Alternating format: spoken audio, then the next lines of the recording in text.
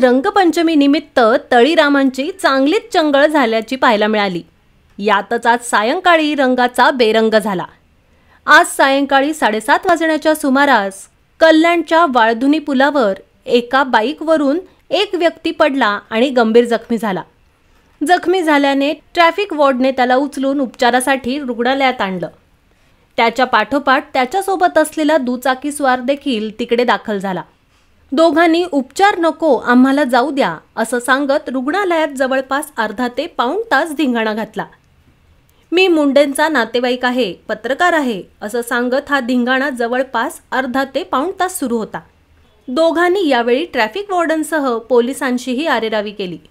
त्यांचा अवतार बघून महात्मा फुले पोलीस निरीक्षकाने दोघांना पुन्हा गाडीवर बसून घरी जाण्याची परवानगी दिली। मात्र आता या दोघांना सहजासहजी सोडून दिल्याने आश्चर्य व्यक्त करण्यात येत होतं।